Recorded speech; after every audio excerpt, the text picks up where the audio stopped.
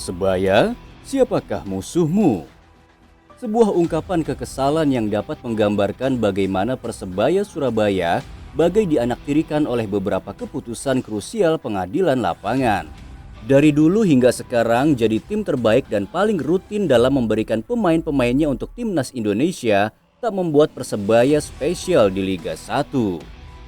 Justru tim kebanggaan masyarakat kota Surabaya ini kerap kali harus gigit jari atas begitu banyak keputusan kontroversi yang mereka dapati. Tak perlu pergi jauh, lihat saja dalam 2 pertandingan terakhir saat laga Persebaya melawan Persija sore tadi. Entah bagaimana hanya sentuhan semacam itu langsung seketika tanpa ragu membuat wasit memberikan hadiah penalti untuk Persija. Sentuhan itu tak mendorong atau menarik Rico Simanjuntak, namun ketika jatuh langsung saja peluit berbunyi. Maka tak heran Leo Lelis tampak tak terima dan melakukan protes atas hadiah penalti itu. Namun begitu jauh berbeda saat Persebaya dalam kondisi serupa. Lihat saja saat pertandingan melawan Persik Kediri. Di menit akhir Ahmad Noviandani telah berhasil mengelabuhi penjaga gawang dan unggul langkah. Namun aksi kiper Persik Kediri Dikri Yusron dengan jelas menabrakkan diri untuk menghentikan akselerasi dari Noviandani. Dan siapa sangka fault sejelas itu tak membuat pengadil memberikan penalti untuk Persebaya. Tak hanya supporter yang keheranan, bahkan komentator pun yang harus bersikap netral juga tampak keheranan atas keputusan wasit kala itu. Pemain Persebaya ini dia momennya.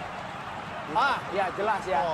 Ini foul. Ini penalti harusnya. Karena posisi penguasaan bola sudah dikuasai lebih dulu oleh Ahmad Noviandani. Kita lihat sentuhan bola lebih dulu dikuasai oleh Ahmad Noviandani, kemudian ada dorongan. Gawang, kemudian melakukan blocking. Ya, ada dorongan yang jelas-jelas dilakukan oleh Dikri Yusron. Situasi yang begitu mirip dalam FIFA World Cup ketika Argentina melawan Kroasia pun hal demikian terjadi namun beda kelas. Ketika penjaga gawang Kroasia menabrakkan diri untuk menghentikan laju pemain lawan, maka wasit tak ragu memberikan penalti untuk Argentina. Kita tak menyalahkan tim lawan yang dalam kasus ini adalah Persija dan Persik Kediri.